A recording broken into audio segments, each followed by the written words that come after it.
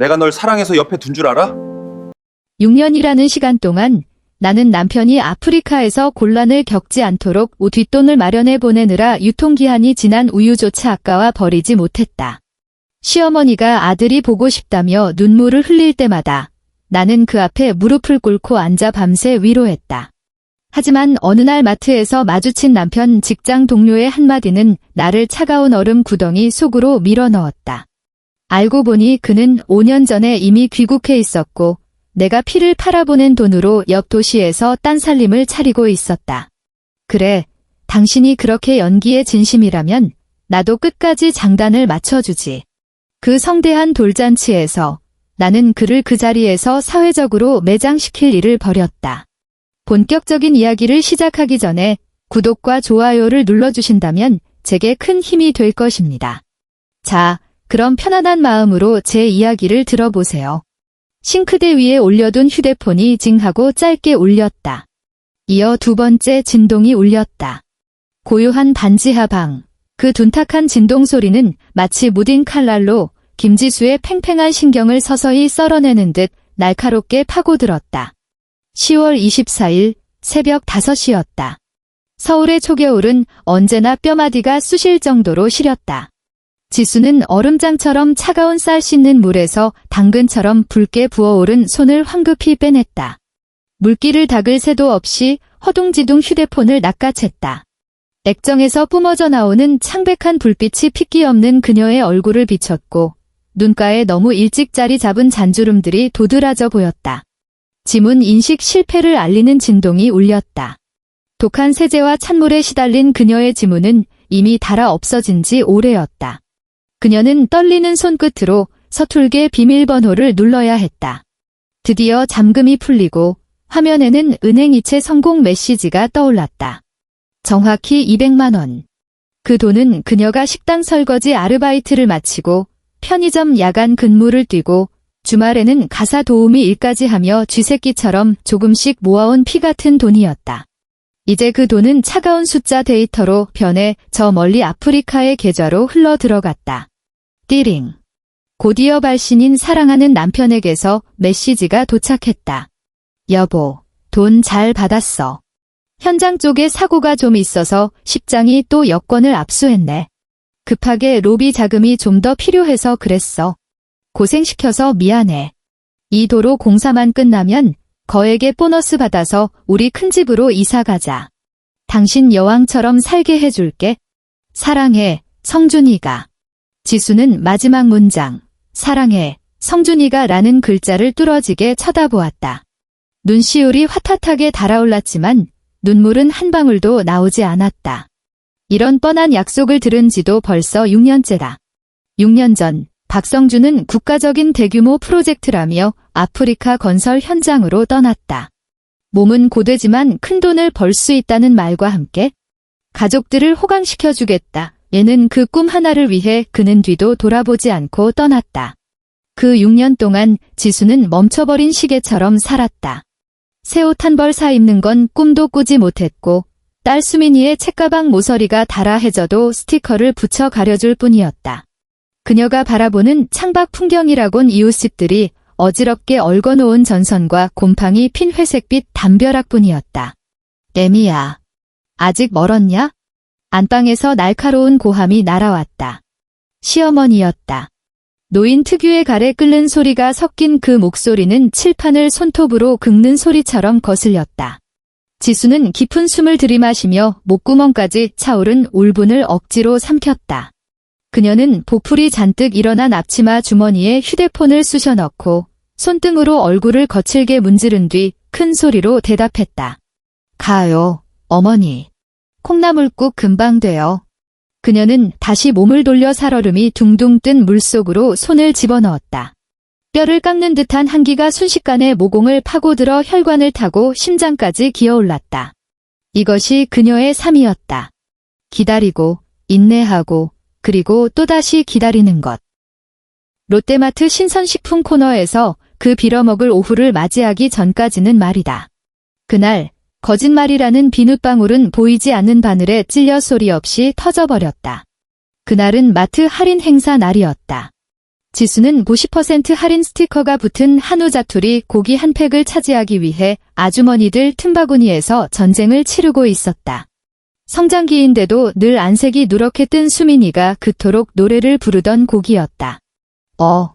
저기 혹시 형수님 아니세요? 등 뒤에서 머뭇거리는 남자의 목소리가 들렸다.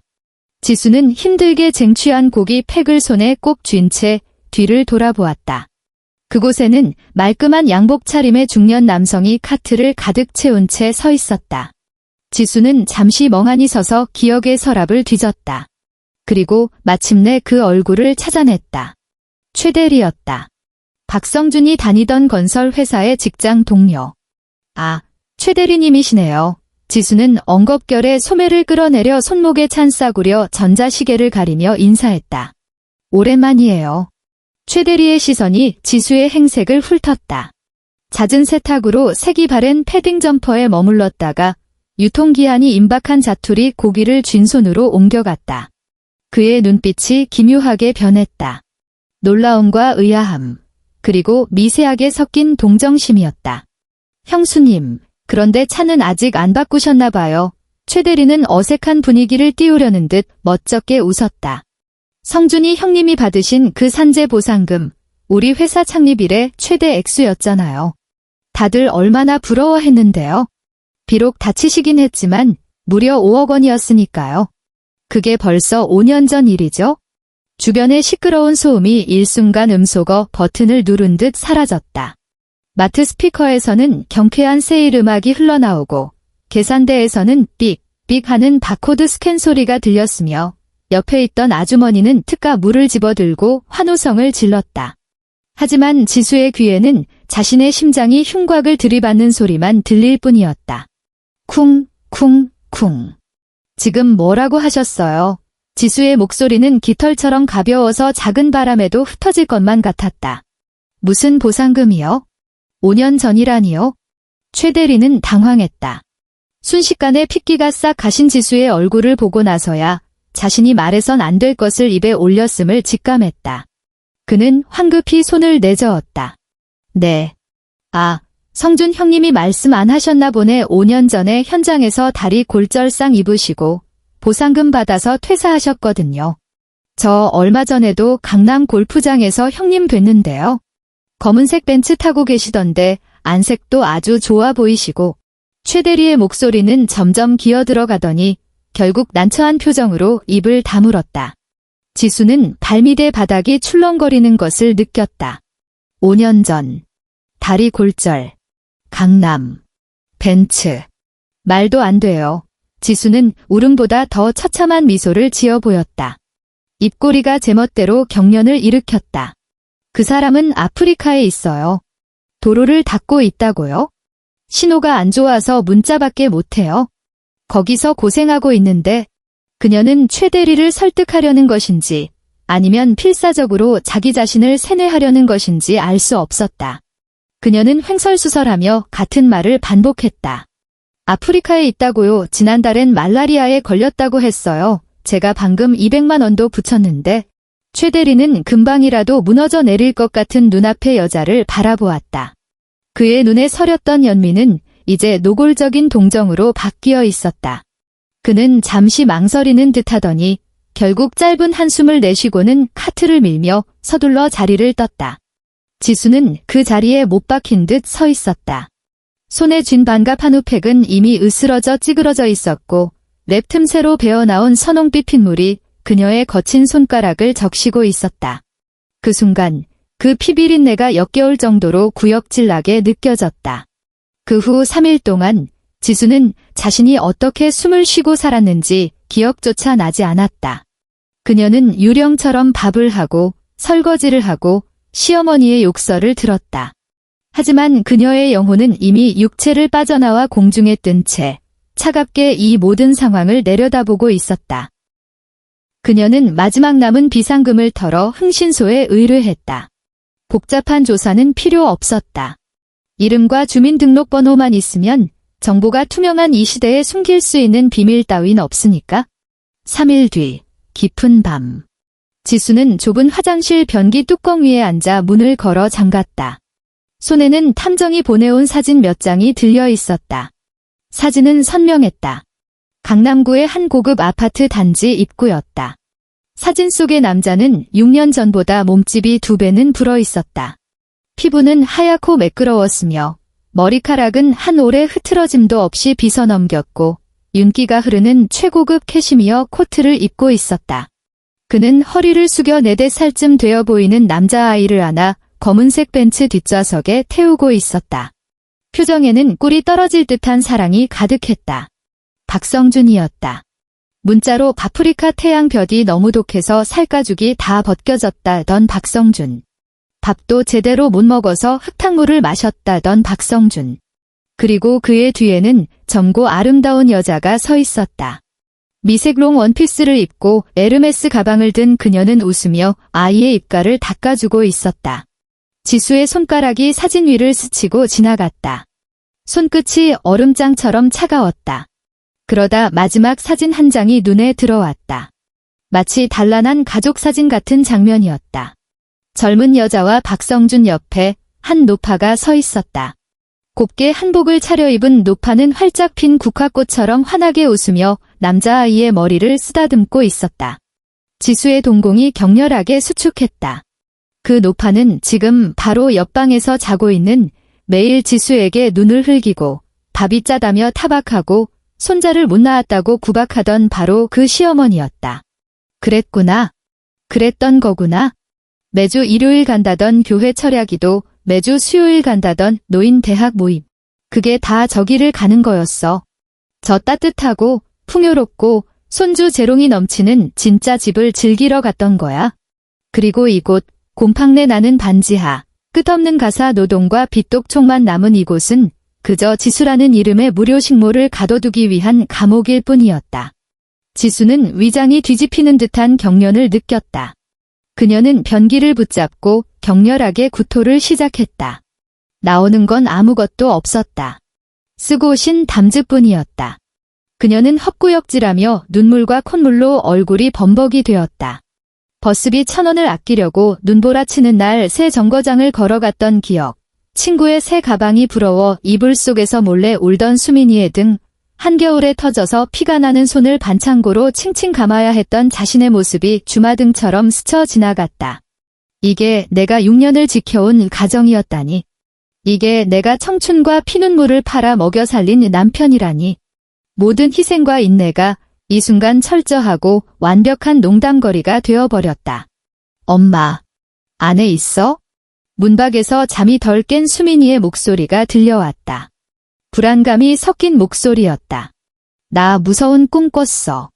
지수는 온몸을 떨었다.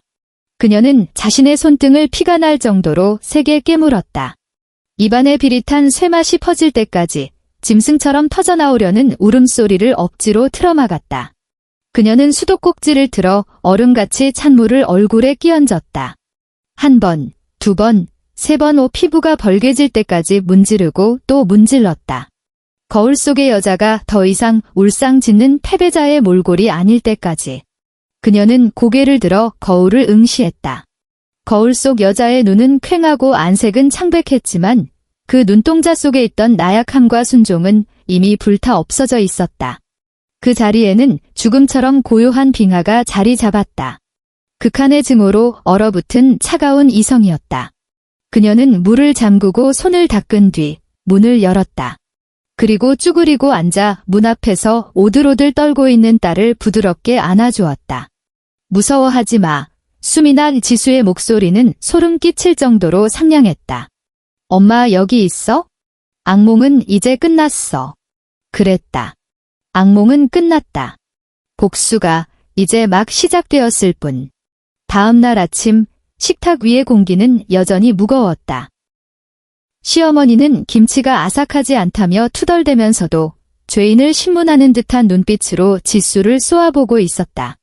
어젯밤에 화장실에서 뭘 한 게냐? 물소리가 요란하던데 수도새 비싼 줄 모르고 시어머니가 숟가락으로 밥그릇 모서리를 딱딱 쳤다. 지수는 평소처럼 고개를 숙이고 죄송하다고 하지 않았다. 그녀는 수민이 밥그릇에 달걀 껍데기를 까주고 있었다. 동작은 느긋했고 손톱 밑은 때 하나 없이 깨끗했다. 어머니, 지수가 고개를 들었다. 얼굴에는 전례 없이 환한 미소가 걸려 있었다. 드릴 말씀이 있어요. 시어머니는 그 낯선 미소에 눈이 부신 듯 잠시 멈칫했다. 무슨 말? 또 돈 달라는 게냐? 난 돈 없다. 돈 달라는 거 아니에요. 지수는 깐달걀을 수민이 밥 위에 올려주며 마치 날씨 이야기를 하듯 가볍게 말했다. 이 집을 팔까 해서요. 챙그랑. 시어머니의 손에서 숟가락이 미끄러져 국그릇에 빠졌다. 국물이 튀어 식탁볼을 적셨다. 뭐라고? 시어머니의 목소리가 순식간에 찢어질 듯 높아졌다. 눈알이 튀어나올 듯이 커졌다. 내가 미쳤구나. 이 집은 성준이 명의야. 내가 무슨 권리로 팔아. 지수는 눈을 깜빡이며 천진난만한 표정을 지었다. 어젯밤에 성준 씨한테 문자가 왔거든요. 아프리카 현지 상황이 너무 안 좋아서 지금 당장 큰돈을 써서 손을 쓰지 않으면 영영 못 돌아올 수도 있대요. 그녀는 말끝을 흐리며 눈시울을 붉혔다. 목소리에는 물기가 어렸지만 눈빛만은 당황한 시어머니의 늙은 얼굴을 집요하게 파고들었다. 생각해봤는데 사람이 살아야지 집이 무슨 소용이겠어요. 집 팔아서 수민이랑 아프리카로 가려고요. 죽더라도 우리 가족은 같이 죽어야죠. 안 돼. 시어머니가 벌떡 일어났다. 의자가 바닥을 긁으며 비명을 질렀다. 절대 안 된다. 아프리카는 무슨 아프리카? 거기가 사람이 갈 데냐? 시어머니의 반응은 지나치게 격렬했다. 며느리의 안위를 걱정하는 수준을 넘어선 명백한 공포였다. 거짓말이 들통날까 두려워하는 공포. 지수는 속으로 차가운 비웃음을 흘렸지만 겉으로는 더욱 결연한 표정을 지었다. 이미 부동산에 연락했어요. 오후에 집 보러 온대요.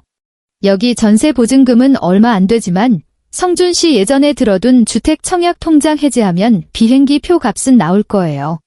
내가 안 된다면 안 되는 줄 알아. 시어머니는 손까지 부들부들 떨며 악을 썼다. 넌 그냥 집에 쥐 죽은 듯이 있어. 성준이 일은 내가 알아서 하마. 교회 가서 기도할 거야. 주님께서 지켜주실 거다. 시어머니가 허둥지둥 휴대폰을 낚아채 안방으로 뛰어들어갔다. 방문도 제대로 닫지 못한 채였다. 지수의 입꼬리가 미세하게 말려 올라갔다. 더들놓은 사냥꾼이 먹잇감이 걸려드는 것을 지켜볼 때의 표정이었다. 그녀는 알았다. 시어머니는 분명 박성준에게 전화를 걸 것이다. 그녀가 원하는 건 바로 그들이 당황해서 날뛰게 만드는 것이었다. 혼란스러워야 더 많은 꼬리를 밟힐 테니까. 지수는 다 식어버린 보리차를 천천히 한 모금 마셨다. 혀끝에 맴도는 쌉싸름한 맛이 정신을 맑게 깨웠다. 오후가 되었지만 부동산 중개인은 오지 않았다. 애초에 지수가 지어낸 거짓말이었으니까. 대신 그녀가 기다리던 것은 더 확실한 소식이었다. 흥신소에서 새로운 정보가 도착했다. 타겟 박성준. 이번 주 토요일 저녁 7시 광화문 포시즌스 호텔 연회장. 혼외자 박민우의 5살 생일 파티 예정. 건설업계 유력 인사 다수 참석. 본인은 해외 프로젝트 성공적으로 마치고 귀국한 엘리트로 포장 중. 포시즌스 호텔. 5살 생일. 해외파 엘리트. 지수는 휴대폰 액정에 뜬 글자 하나하나를 씹어 삼키듯 노려보았다. 글자 하나하나가 벌겋게 달궈진 못이 되어 심장에 박히는 것 같았다. 그 아이 이름이 민우였구나. 5살이라니. 그렇다면 박성준이 떠난 지 1년도 안 돼서 그 아이가 태어났다는 뜻이다. 내가 가장 힘들고 외로울 때 고열에 시달리는 수민이를 안고 응급실 복도에서 울고 있던 그 겨울에 내 남편은 따뜻한 산부인과 병실에서 다른 여자의 아이를 맞이하고 있었던 것이다. 지수는 눈을 감고 깊게 심호흡을 했다. 공기 중에 떠다니는 반지하 특유의 곰팡이 냄새. 그것은 가난의 냄새였고 지난 6년 그녀 인생의 냄새였다. 그녀는 자리에서 일어나 칠이 다 벗겨진 장롱 앞으로 걸어갔다. 가장 깊숙한 서랍을 열었다. 그곳에는 붉은 융천으로 감싼 작은 상자가 있었다. 결혼할 때 친정어머니가 쥐어준 마지막 혼수, 금반지 한 쌍과 얇은 금목걸이였다. 그녀는 폐물을 꺼내 손에 꽉 쥐었다. 금부치의 모서리가 손바닥을 아프게 찔렀다. 수미나 지수는 구석에서 그림을 그리고 있는 딸을 불렀다. 새 책가방 갖고 싶니? 수민이가 고개를 번쩍 들었다. 눈이 반짝였다. 응. 엄마, 바퀴 달린 거 사도 돼? 그럼 이 지수는 딸에게 다가가 푸석한 머리카락을 쓸어 넘겼다. 책가방뿐만이 아니야. 엄마가 수민이 데리고 아주 예쁜 곳에 가서 맛있는 고기도 배 터지게 먹게 해줄게. 정말 수민이가 펄쩍 뛰며 기뻐했다. 정말이야. 지수는 웃었다. 그 웃음에는 온기라곤 조금도 없었다. 오직 서늘한 결의만이 감돌았다. 그녀는 이 금부치를 모두 팔 것이다. 금뿐만이 아니었다. 통장에 남은 전 재산, 아니 다음 달 생활비까지 몽땅 인출했다. 사야 할 물건이 몇 가지 있었다. 가장 격식 있고 고급스러운 검은색 상복 한 벌. 영정사진으로 쓸 박성준의 흑백 확대 사진. 그리고 파티에 참석할 모든 하객을 위한 아주 특별한 선물. 그가 아프리카에서 죽은 사람 행세를 하고 싶어 한다면, 그리고 이번 주말에 화려하게 부활한 성공한 사업가 연기를 하고 싶어 한다면, 그의 조강지처이자 미망인으로서 그 연극에 완벽한 마침표를 찍어주는 것이 도리 아니겠는가. 이번 주 토요일, 포시즌스 호텔은 아주 떠들썩해질 것이다. 지수는 어둑해지는 창밖을 바라보았다. 눈동자 깊은 곳에서 광기 어린 폭풍이 일렁였다. 박성준, 내가 아프리카에서 죽고 싶다면 소원대로 해줄게. 그녀는 휴대폰을 들어 전봇대에 붙어있던 번호를 눌렀다. 급전, 무담보, 당일 대출이라고 적힌 명함이었다. 여보세요? 돈 좀 빌리려고요. 2천만 원 이자는 원하시는 대로 드릴게요. 주소요. 주소는 강남구 청담동 XX아파트 101동 2001호로 적으세요. 네, 맞아요. 박성준 씨 댁입니다. 전화를 끄는 지수의 손은 더 이상 떨리지 않았다. 그녀는 거친 자신의 손을 내려다보며 싸구려 결혼 반지 때문에 약지에 생긴 희미한 자국을 문질렀다. 그리고 반지를 빼서 옆에 있던 쓰레기통에 미련 없이 던져버렸다. 금속이 플라스틱 통바닥에 부딪히며 탁하고 경쾌한 소리를 냈다. 그 소리는 마치 출발을 알리는 신호탄 같았다. 게임은 시작되었다. 토요일의 서울 하늘은 더러운 걸레로 닦은 유리창처럼 뿌연 회색이었다. 가느다란 빗줄기가 초겨울의 한기를 머금고 도시를 소리 없이 적시고 있었다. 오후 6시, 광화문 포시즌스 호텔 연회장 입구는 화려한 옷을 입은 사람들로 북적였다. 김지수는 회전문 밖, 거대한 기둥 뒤에 몸을 숨기고 있었다. 검은 우산 끝에서 빗방울이 떨어져 젖은 아스팔트 위로 튀었고 탁한 물꽃을 피워냈다. 그녀는 차가운 공기를 깊게 들이마셨다. 폐부 깊숙한 곳에서 찌릿한 통증이 느껴졌지만 그 통증 덕분에 정신은 더없이 맑아졌다. 그녀는 품에 안은 물건을 내려다보았다. 검은 천으로 꽁꽁 싸맨 직사각형의 물건은 모서리가 날카롭게 각져 있었고 팔이 저릴 만큼 묵직했다. 엄마, 우리 들어가? 수민이가 고사리 같은 손으로 지수의 옷자락을 꽉 쥐었다. 아이는 오늘 같은 특별한 날을 위해 새로 산 검은색 코트를 입고 있었다. 남대문 시장에서 산 싸구려였지만 지수가 주름 하나 없이 빳빳하게 다림질해 입힌 옷이었다. 조금만 더 기다리자, 수민아. 지수는 쭈그리고 앉아 딸과 눈높이를 맞췄다. 그녀는 손을 뻗어 바람에 헝클어진 아이의 앞머리를 부드럽게 정리해 주었다. 차 안에서 엄마가 한 말 기억하지? 수민이는 박성준을 쏙 빼닮은 눈망울을 불안하게 깜빡이며 고개를 끄덕였다. 응, 기억해. 무슨 일이 있어도 울면 안 돼. 똑똑히 지켜봐야 해. 그래, 지켜봐야 해. 지수의 목소리는 잠들기 전 동화책을 읽어줄 때처럼 나긋나긋했지만 그 눈빛은 황량한 빙원처럼 차가웠다. 이 세상의 진실이 어떤 모습인지 내 눈으로 똑똑히 봐둬야 한다. 그때 검은색 벤츠밴이 호텔 입구에 미끄러지듯 멈춰섰다. 문이 열리고 얼굴에 윤기가 흐르는 박성준이 걸어 나왔다. 몸에 딱 맞게 재단된 짙은 남색 벨벳 슈트를 입고 가슴에는 화려한 부토니에를 꽂은 그는 지수의 기억 속 모습보다 훨씬 살이 올라 있었다. 오랫동안 호의호식한 사람 특유의 번들거리는 기름기가 얼굴에 가득했다. 뒤이어 젊은 여자가 남자아이의 손을 잡고 차에서 내렸다. 샴페인 골드 색상의 이브닝 드레스를 입은 여자의 목에는 다이아몬드 목걸이가 걸려 있었고 호텔의 화려한 조명을 받아 눈이 시릴 정도로 반짝였다. 민우라고 불리는 그 아이는 턱시도를 차려입은 모습이 마치 거만한 어린 왕자 같았다. 마지막으로 내린 사람은 시어머니였다. 평소에는 파 한 단을 살 때도 허리가 아프다며 징징대던 노인네가 지금은 언제 그랬냐는 듯 허리를 꼿꼿하게 펴고 있었다. 연보라색 고급 한복을 차려입은 그녀는 아부와 행복이 뒤섞인 웃음을 흘리며 젊은 여자의 드레스 자락이 땅에 끌리지 않도록 잽싸게 들어 올리고 있었다. 지수는 위장이 뒤틀리는 듯한 생리적인 구역질을 느꼈다. 6년의 거짓말, 6년의 착취, 6년의 피눈물이 지금 눈앞에서 구체적인 형상을 입고 펼쳐져 있었다. 너무나 화려하고 눈부셔서 그래서 더 끔찍하게 시린 광경이었다. 그녀는 그들 가족이 담소를 나누며 회전문 안으로 들어가는 모습을, 도어맨의 정중한 인사를 받는 그 역겨운 뒷모습을 지켜보았다.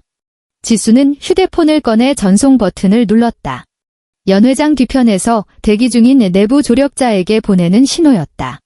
이 신호 하나를 위해 그녀는 금반지를 팔아 마련한 돈의 절반을 쏟아부었다. 가자, 수민아. 지수는 자리에서 일어나 우산을 접었다. 그녀는 화려한 정문 대신 측면에 있는 직원 전용 통로로 향했다. 그곳에는 검은 양복을 입고 목덜미 위로 문신이 언뜻 보이는 건장한 사내들이 담배를 피우고 있었다. 지수가 다가오자 우두머리로 보이는 칼자국 난 사내가 담배꽁초를 바닥에 던져 구둣발로 거칠게 비벼 껐다. 그가 허공에 뿌연 연기를 내뿜으며 물었다. 박성준 씨 사모님. 아니면 미망인 되시나? 김지수입니다. 그녀는 표정 하나 바꾸지 않고 대답했다. 준비는 다 됐나요? 입금만 확실하면야 우린 상여꾼보다 더 정확하게 움직입죠. 칼자국 사내가 니코틴에 찌든 누런 이빨을 드러내며 씩 웃었다. 사채 원금 2천에 위약금까지 오늘 이 빚잔치는 누군가 반드시 책임져야 할 겁니다. 지수는 말없이 고개를 끄덕였다. 그녀는 수민이의 손을 잡고 살기를 뿜어내는 사내들의 호의를 받으며 지옥으로, 아니 심판의 법정으로 통하는 문을 밀어젖혔다. 연 회장 안은 크리스탈 샹들리에가 금빛 가루를 뿌린 듯 환했고 샴페인 타워는 몽환적인 빛을 굴절시키고 있었다. 무대 중앙에 선 박성준은 마이크를 잡고 성공한 사업가 특유의 자신만만한 미소를 짓고 있었다. 객석에는 건설업계 파트너들과 옛 직장 동료들, 그리고 아무것도 모르는 먼 친척들이 가득 앉아 있었다. 저희 아들 민우의 5번째 생일 잔치에 와주신 여러분께 진심으로 감사드립니다. 박성준의 목소리가 스피커를 타고 홀 전체에 중후하게 울려 퍼졌다. 지난 몇 년간 해외에서 대형 프로젝트를 총괄하느라 여러분과 함께할 기회가 적었습니다. 오늘 이 뜻깊은 자리를 빌려. 그의 말이 채 끝나기도 전이었다. 등 뒤에 설치된 거대한 LED 스크린에서 지지직하는 날카로운 전류음이 터져나왔다. 단란한 가족 사진을 보여주던 화면이 순식간에 암전되었다. 객석이 술렁거렸다. 박성준은 미간을 찌푸리며 뒤를 돌아보았다. 통제실을 향해 호통을 치려던 찰나 스크린이 다시 밝아졌다. 하지만 화면에 뜬 것은 따뜻한 가족 사진이 아니었다. 그것은 누군가의 휴대폰으로 찍은 듯 흔들리고 화질이 조악한 동영상이었다. 배경은 발리의 푸른 수영장이었다. 화려한 꽃무늬 수영복 바지를 입은 박성준이 선베드에 누워 색색의 칵테일 잔을 치켜들고 있었다. 그 젊은 여자가 그의 가슴팍에 기대어 곁에 섞인 웃음을 흘리며 껍질 깐 포도를 그의 입에 넣어주고 있었다. 영상 속 박성준의 목소리가 스피커를 찢을 듯 선명하게 흘러나왔다. 술기운과 조롱이 가득 섞인 목소리였다. 아이고, 그 멍청한 여편네가 또 돈을 보냈네. 200만 원. 한 달 내내 접시 닦아서 번 돈이라는데? 채, 푼돈이긴 하지만 이 칵테일은 그 멍청이가 쏘는 거니까 맛있게 먹어줘야지. 젊은 여자가 까르르 웃었다. 오빠도 참, 너무 짓궂다. 그 여자는 한국에서 덜덜 떨고 있는데 오빠는 여기서 선탠이나 하고 아프리카에서 도로 닦는다고 뻥친 거 진짜 믿어? 뻥이라니. 이건 선의의 거짓말이지. 영상 속의 박성준은 배를 잡고 자지러지게 웃었다. 거기서 우리 엄마 수발 들지, 애 키우지, 꼬박꼬박 돈 붙여주지. 이런 무료 식모를 어디 가서 구해? 그 쥐방울만한 딸내미 좀 크면 대충 아무데나 시집 보내고 그때 가서 완전히 자유의 몸이 되는 거지.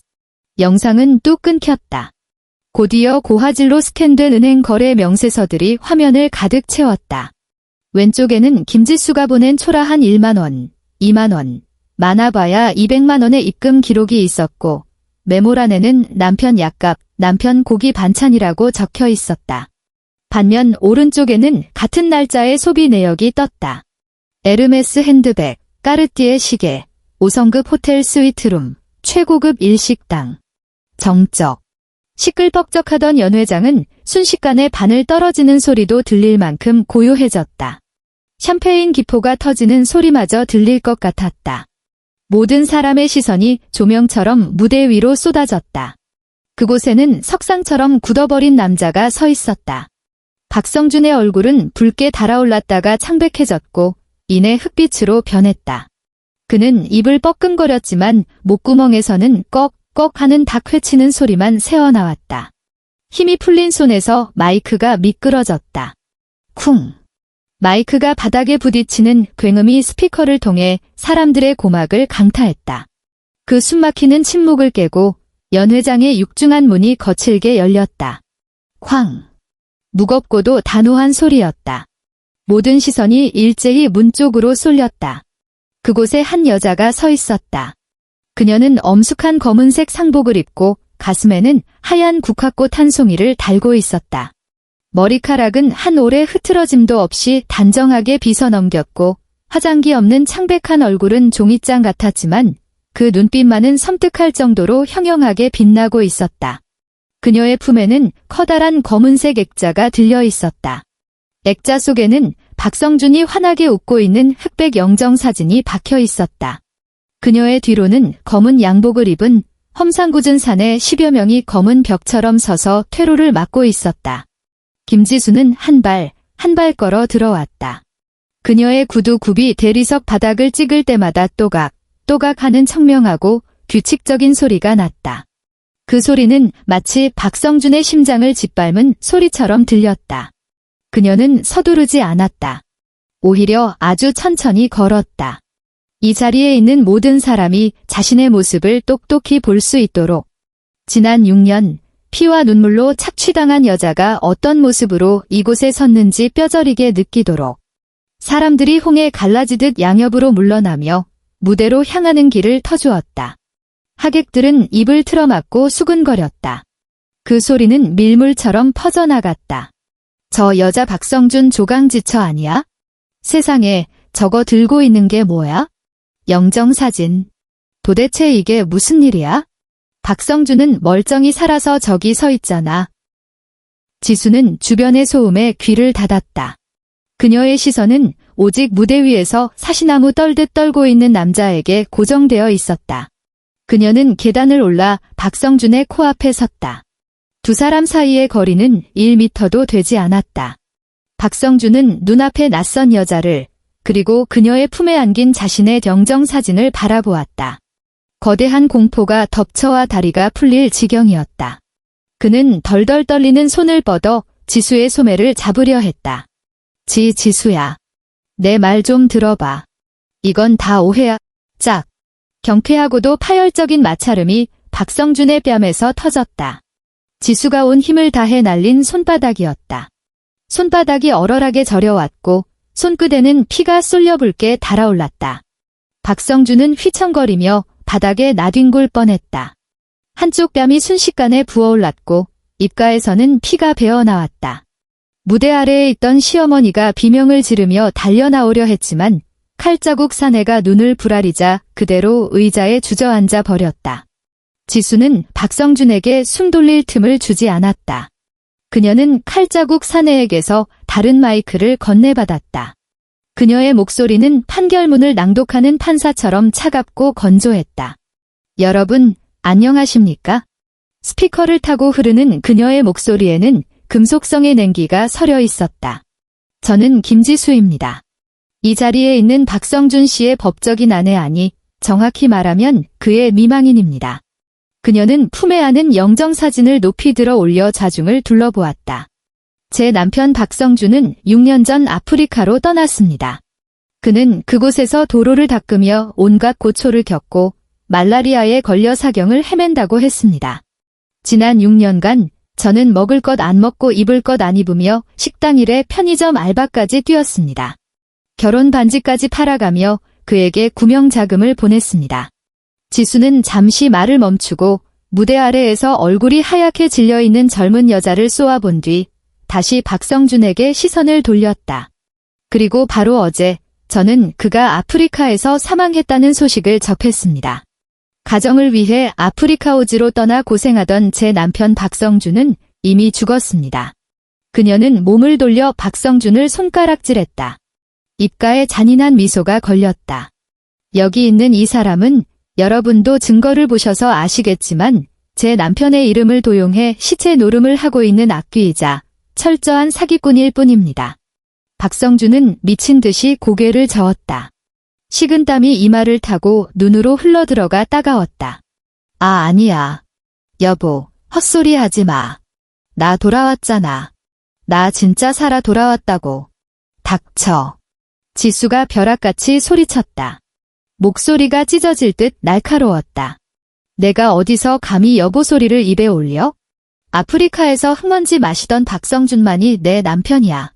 마누라 피 같은 돈 뜯어내서 첩질이나 하는 쓰레기가 어디서 살아있다고 떠들어. 그녀는 깊은 숨을 들이쉬고 주머니에서 서류 뭉치를 꺼내 박성준의 얼굴에 힘껏 집어 던졌다. 종이들이 하얀 눈송이처럼 허공에 흩날리며 무대 위로 떨어져 내렸다. 내가 죽었으니 여기서 계산을 끝내자. 지수는 엄지손가락으로 등 뒤에 서 있는 험상궂은 사내들을 가리켰다. 박성준의 미망인으로서 공식적으로 선언합니다. 저는 박성준의 모든 유산 상속을 포기합니다.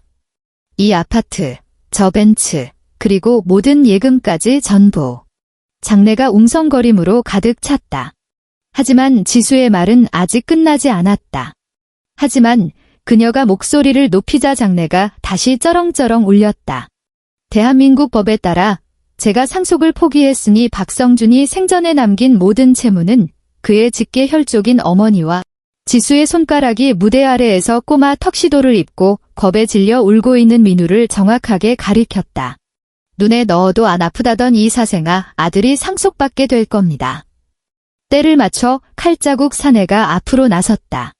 그는 품에서 차용증 한 장을 꺼내 사람들 앞에 펄럭여 보이며 걸걸한 목소리로 외쳤다. 박성준. 원금에 이자 합쳐서 총 20억. 내 마누라가 빚 안 갚겠다니까 부자 상속 원칙대로 아들이 갚아야지. 오늘 돈 못 내놓으면 이 애랑저 노인네 우리가 담보로 데려간다. 20억. 그 숫자는 거대한 폭탄이 되어 현장에 남아있던 마지막 이성마저 날려버렸다. 고상한 척 앉아있던 젊은 여자는 지시법과 부자 상속이라는 단어를 듣자마자 벼락 맞은 사람처럼 벌떡 일어났다. 그녀는 믿을 수 없다는 표정으로 무대 위에 박성준을 노려보았다. 오빠 이게 무슨 소리야? 회사 임원이라며?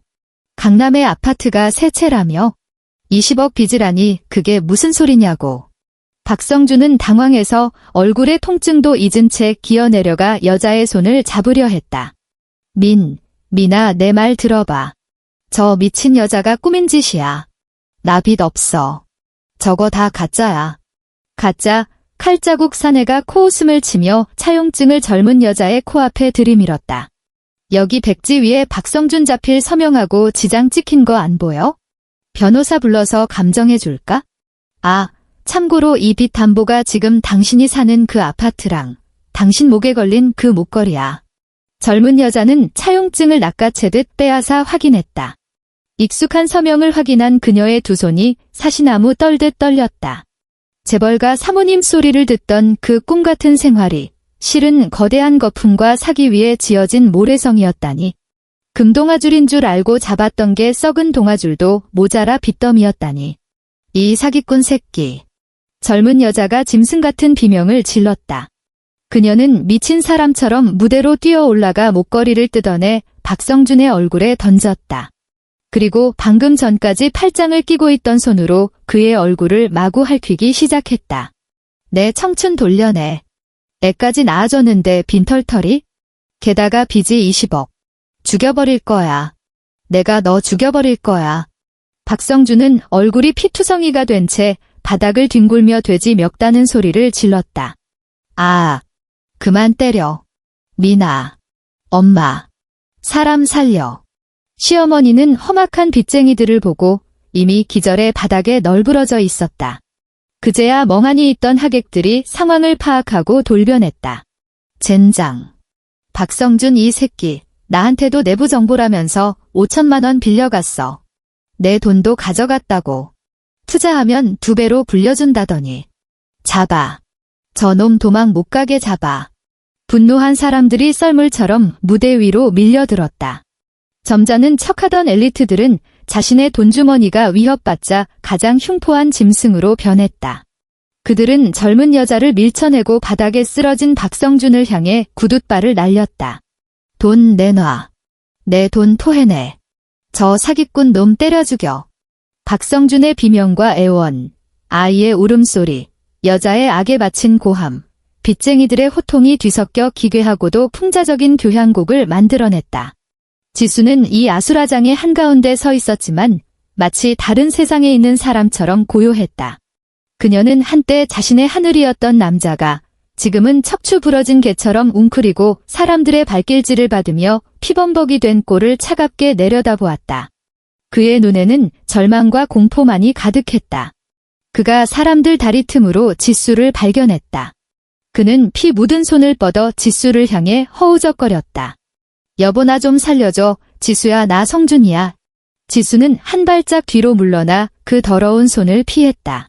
그녀는 그를 내려다보았다. 그 눈빛에는 일말의 연민도 없었다. 오직 끝없는 경멸과 혐오뿐이었다. 박성준 씨, 아프리카에서 부디 편히 잠드세요. 그녀는 나직하게 속삭인 뒤 미련 없이 몸을 돌렸다. 그녀는 구석으로 걸어가 귀를 막고 눈을 크게 뜬 채 이 모든 광경을 지켜보고 있던 수민이를 안아 올렸다. 엄마, 끝났어. 수민이가 조그맣게 물었다. 응, 끝났어. 지수는 딸의 머리를 자신의 어깨에 기대게 하여 그 추악한 모습을 더 이상 보지 못하게 했다. 나쁜 사람들은 벌을 받은 거야? 그녀는 아이를 안고 혼란스러운 인파를 헤치고 겁에 질린 사람들의 얼굴을 지나 출구로 향했다. 아무도 그녀를 막지 않았다. 빚쟁이들은 박성준의 값비싼 양복을 벗겨내느라 바빴고 젊은 여자는 바닥에 주저앉아 통곡하고 있었으며 시어머니는 여전히 깨어나지 못하고 있었다. 지수는 연회장을 빠져나와 엘리베이터에 올랐다. 띵 하는 맑은 소리와 함께 문이 닫히며 지옥 같던 소란이 완전히 차단되었다. 거울처럼 매끄러운 엘리베이터 벽면에 지수의 얼굴이 비쳤다. 그녀는 거울 속에 자신을 바라보다가 가슴에 달려있던 하얀 국화꽃을 떼어냈다. 그리고 구석에 있는 쓰레기통에 툭 던져버렸다. 그녀는 웃었다. 이번 웃음은 연기도 쓴웃음도 아니었다. 천근만 근 짓누르던 짐을 벗어 던진 영혼 깊은 곳에서 우러나온 해방감이었다.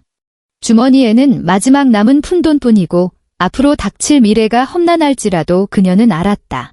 이제야 비로소 자유라는 것을. 그녀는 주머니 속에 미리 준비해둔 도장까지 찍힌 이혼 서류와 몰래 빼돌려둔 자신의 노동대가가 담긴 통장을 만지작거렸다. 엘리베이터가 1층에 도착했다. 지수는 딸을 고쳐 안고 호텔 밖으로 성큼성큼 걸어 나갔다. 비는 그쳐 있었다. 비 온 뒤 특유의 촉촉하고 상쾌한 공기가 대지를 감싸며 먼지와 오물을 씻어내고 있었다.